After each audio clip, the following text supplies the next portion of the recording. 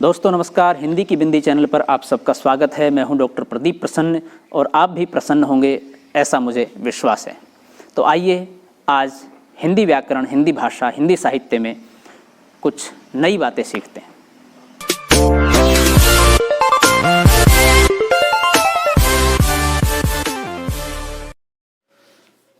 विद्यार्थियों नमस्कार। आज की वीडियो हम बना रहे हैं यात्रा वृत्तांत को लेकर के। दरअसल यात्रा वृत्तांत एक साहित्यिक विधा के रूप में नई विधा मानी जाती है। हालांकि काफ़ी पहले से लिखा जा रहा है, लेकिन साहित्यिक विधा के रूप में इसे उस तरह की मान्यताएं नहीं मिली या उस तरह से प्रचलित नहीं हुआ जैसा कि आधुनिक काल में प्रचलित हुआ। वीडियो स्टार्ट करने से पहले आप सबसे यही आग्रह है कि आप बेल आइकॉन को जरूर दबाएं, सब्सक्राइब जरूर करें, लाइक जरूर करें और कमेंट्स जरूर करें। तो आइए शुरू करते हैं आज की वीडियो। साहित्य मनोवृत्ति का घुमक्कड़ है। जब सौंदर्य बोध की दृष्टि से उल्लास भावना से प्रेरित होकर यात्रा करता है और उसकी मुक्त भाव से अभिव्यक्ति करता है, उसे यात्रा साहित्य, यात्रा वृत्तांत कहते हैं। व्यक्ति जब कहीं घूमता है तो चीज़ों का अवलोकन करता है, उन्हें देखता है और देखने के बाद जो शब्द, जो उद्गार, जो विचार उसके मन में होते हैं, उन्हें वह कागज़ पर उकेरता है। तो वही धीरे धीरे साहित्य बनता है। उसे किस रूप में, किस विधा में उकेरता है, वह उस विधा का रूप ले लेता है। तो यात्रा वृत्तांत यानी कि आप किसी यात्रा पर जाएं और वहाँ का प्राकृतिक सौंदर्य, वहाँ की तमाम तरह की व्यवस्थाओं को, वहाँ के तमाम तरह के लोगों से मिल करके आप जैसा अनुभव करें, उस यात्रा के दौरान उसे आप लिपिबद्ध कर देंगे, लिख देंगे, तो वह यात्रा वृत्तांत हो जाएगा। मानव प्रकृति व सौंदर्य का प्रेमी है। वह साहित्य की भांति घुमक्कड़ स्वभाव का है। जहाँ भी जाता है वहाँ से साहित्य की भांति कुछ न कुछ ग्रहण करता है। उसके द्वारा ग्रहण किए गए प्रेम, सौंदर्य, भाषा, स्मृति आदि को अपने शुद्ध मनोभावों से प्रकट करता है, जो साहित्य में समाहित होकर एक नई विधा का रूप ले लेता है। यह यात्रा मानव आदि अनादि काल से करता आ रहा है। निश्चित रूप से मनुष्य ठहरा तो है ही नहीं, चलता रहा है। तो यात्रा अनादिकाल से चल रही है, शुरुआत से, प्रारंभ से चल रही है। लेकिन उस यात्रा को लिखने की वृत्ति या प्रवृत्ति बाद में पैदा हुई है। किंतु साहित्य में यह कला नवीन है, जो निबंध शैली का एक नया रूप है, जिसे यात्रा वृत्तांत कहते हैं। इस साहित्य विधा के पीछे का उद्देश्य लेखक के रमणीय अनुभवों को हूबहू पाठक तक प्रेषित करना है, जिसके माध्यम से पाठक उस अनुभव को आत्मसात कर सके, उसे अनुभव कर सके। आदिकाल में भी यात्रा का अधिक महत्व था। लेखक एक दूसरे देश में घूमा करते थे और अपने अनुभव को घूम घूम कर लोगों को बताया करते थे। नौका यात्रा की एक होड़ लग गई थी। नौका से एक दूसरे देश को ढूंढने, भ्रमण करने का प्रचलन था। आप जानते हैं कि कोलंबस ने अमेरिका की खोज की, वास्को डी गामा ने भारत की खोज की। तो ये सब क्या था? ये भ्रमण के उद्देश्य से निकले हुए लोग जब घूमे नाव से या किसी दूसरे माध्यम से, तो उनको कुछ कुछ मिल गया, और जब मिल गया तो उन्होंने बता दिया या लिख दिया। जैसे कि चीन से फाइयान आए थे। इसी तरह से आधुनिक काल में जब लोग घूमने लगे तो उसे लिखने लगे तो जब उसे पढ़ने लगे तो इतना अच्छा और रुचिकर लिखने लगे कि लोगों ने उसे एक साहित्यिक विधा के रूप में, यात्रा वृत्तांत के रूप में नाम दे दिया। इस यात्रा में लेखक एक दूसरे की संस्कृति से परिचित होते थे, शिक्षा व धर्म का प्रचार प्रसार करते थे, अपने अनुभव को पुस्तकों में संजोते थे।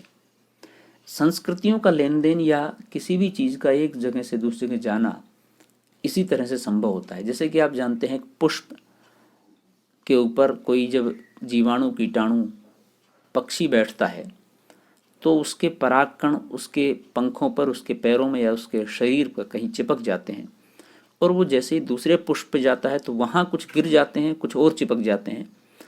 तो पुष्पों का जो एक तरह से मिलन है वो इस तरह से होता है। नव पुष्पित, अंकुरित होने का जो एक प्रोसेस है, जो प्रक्रिया है, वो ऐसे होती है।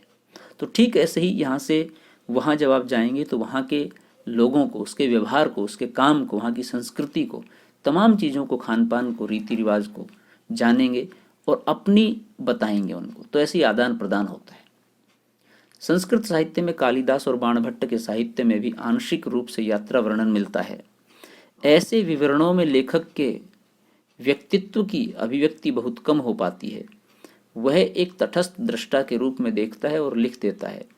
प्रकृतिगत विशेषताएं प्रतिबिंबित हो उठती हैं। यही कारण है कि आधुनिक यात्रा साहित्य का विकास शुद्ध निबंधों की शैली से माना जाता है।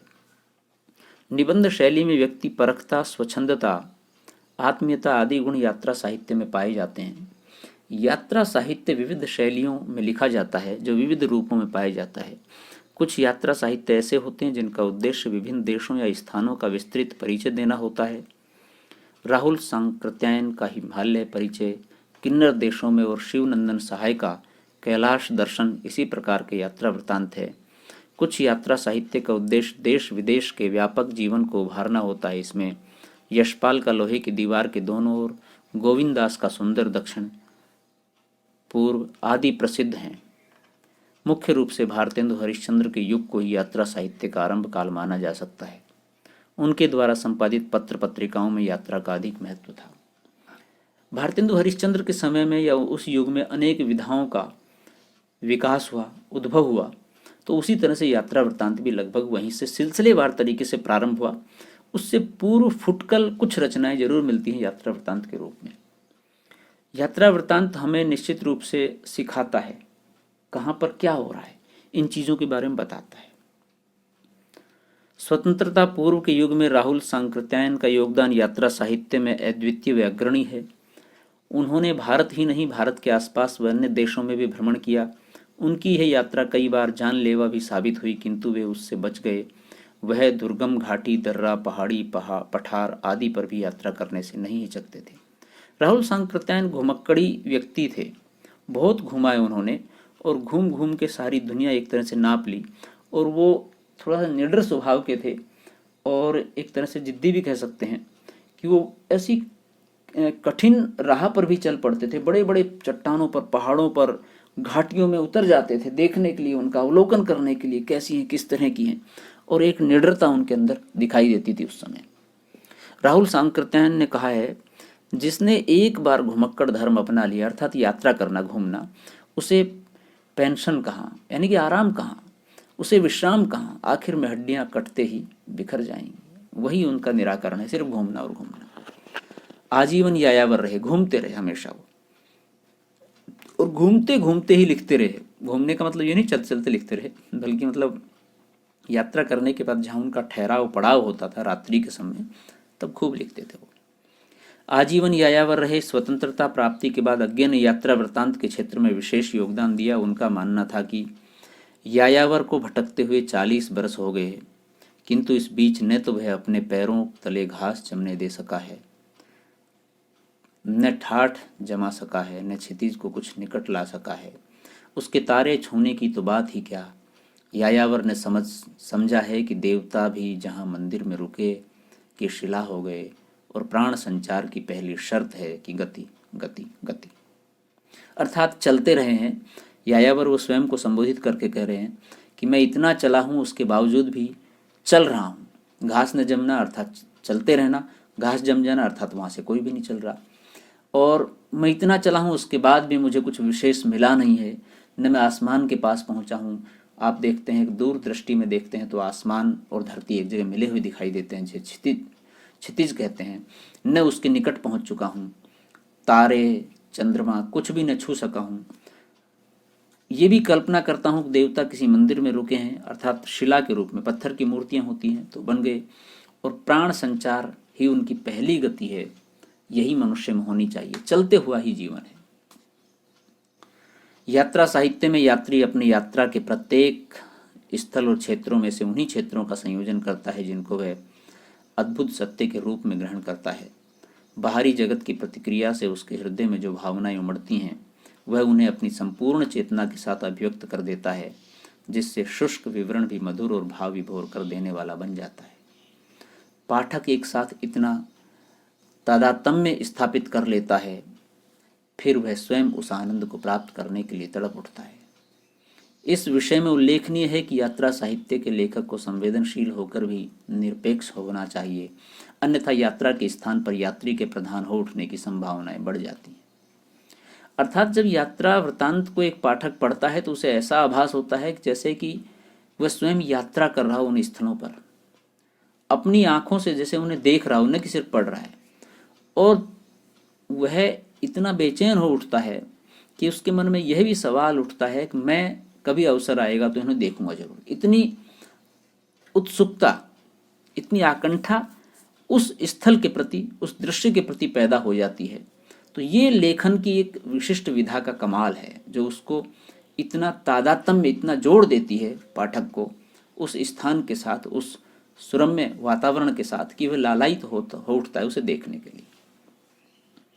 तथा वह अभिव्यक्ति यात्रा साहित्य न रहकर आत्मचरित या आत्मस्मरण बन जाता है। तो ये थी आत्म यात्रा वृत्तांत को लेकर कुछ महत्वपूर्ण बातें। अब हम बात करते हैं हिंदी के कुछ प्रमुख यात्रा वृत्तांत, क्योंकि इनसे संबंधित अक्सर प्रश्न पूछा जाता है। यात्रा वृत्तांतकार, यात्रा वृत्तांत और प्रकाशन वर्ष। भारतेंदु हरिश्चंद्र सरयू पार की यात्रा, मेहंदावल की यात्रा, लखनऊ की यात्रा, हरिद्वार की यात्रा 1871 से 1879 ईस्वी के बीच में लिखी गई। श्रीमती हरदेवी लंदन यात्रा 1883, भगवान दास वर्मा लंदन यात्री 1884, दामोदर शास्त्री मेरी पूर्व दिग्ग यात्रा 1885, मेरी दक्षिण दिग्ग यात्रा 1886, बाल कृष्ण भट्टी की गया यात्रा 1894, प्रताप नारायण मिश्र विलायत यात्रा 1897, स्वामी सत्यदेव परी व्राजक अमेरिका दिग्दर्शन 1911, मेरी कैलाश यात्रा 1951, अमेरिका भ्रमण 1916, मेरी जर्मन यात्रा 1926, यूरोप की सुखद स्मृतियाँ 1937, अमेरिका प्रवास की मेरी अद्भुत कहानी 1937, मेरी 5वीं जर्मन यात्रा, गोपाल राम गहमरी लंका यात्रा 1916, राहुल सांकृत्यायन मेरी लद्दाख यात्रा 1916, लंका यात्रावली 1927-28, मेरी यूरोप यात्रा 1932, मेरी तिब्बत यात्रा 1934, यात्रा के पन्ने 1934-36, जापान 1935, ईरान 1935-37, तिब्बत में सवा वर्ष 1939, किन्नर देश में 1940, रूस में 25 मास 1944 से 47, घुमक्कड़ शास्त्र 1949, एशिया के दुर्गम खंडों में 1956, चीन में कम्यून 1959। राहुल सांस्कृत्यायन ने बहुत यात्रा वृत्तांत या घुमक्कड़ शास्त्र लिखा है, यायावरी साहित्य लिखा है। वो घूमे बहुत हैं।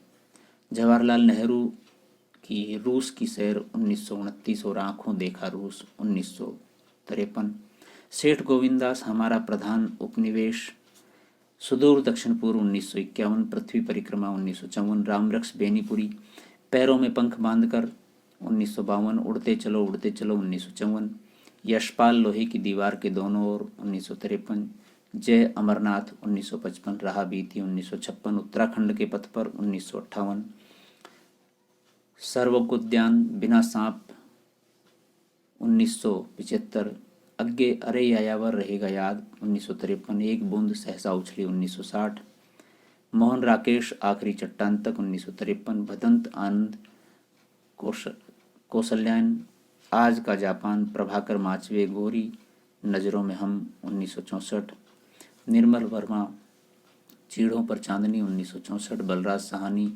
रूसी सफ़रनामा 1971, डॉक्टर नगेंद्र अप्रवासी की यात्राएं 1971, शंकर दयाल सिंह गांधी के देश में लेनिन के देश में 1973, श्रीकांत वर्मा अपोलो का रथ 1975, कमलेश्वर खंडित यात्राएं 1975, कश्मीर रात के बाद 1977, आंखों देखा पाकिस्तान 2006, गोविंद मिश्र धुंध भरी सुर्खी 1979, दरखतों के पार शाम 1980, झूलती जड़ें 1990, परतों के बीच 1997, रामदर्श मिश्र तना हुआ इंद्रधनुष 1990, भोर का सपना 1993, पड़ोस की खुशबू 1999, धर्मवीर भारती यात्रा चक्र 1995, वल्लभ डोभाल आधी रात का सफ़र 1998, हिमांशु जोशी यातना शिविर में 1998, कृष्णदत्त पालीवाल जापान में कुछ दिन 2003, नरेश मेहता कितना अकेला आकाश 2003, नासिरा शर्मा जहां फव्वारे लहू रोते हैं 2003, मनोहर श्याम जोशी क्या हाल है चीन के 2006, पश्चिमी जर्मनी पर उड़ती नज़र 2006। तो विद्यार्थियों, ये थी आज की वीडियो यात्रा वृत्तांत को लेकर के। यात्रा वृत्तांत के पूरे विश्लेषण तथ्य को हमने यहाँ पर स्पष्ट करने की कोशिश की है। संभवतः आप समझ गए होंगे। वीडियो आपने पूरी देखी, उसके लिए आपका बहुत बहुत धन्यवाद। यदि वीडियो अच्छी लगी हो तो लाइक करें, शेयर करें, कमेंट्स करें और चैनल को सब्सक्राइब करना न भूलें। और यदि आपके मन में कोई सवाल है, कोई समस्या है, कोई दुविधा आपको लग रही है तो सवाल पूछ सकते हैं। यदि पहली बार हमारे चैनल पर विजिट कर रहे हैं तो उसे सब्सक्राइब करना न भूलें। हम नेक्स्ट वीडियो के साथ फिर जल्दी ही मिलते हैं। तब तक के लिए शुक्रिया, नमस्कार। आप सुरक्षित रहें, अपने परिवार को सुरक्षित रखें, देश को सुरक्षित रखें।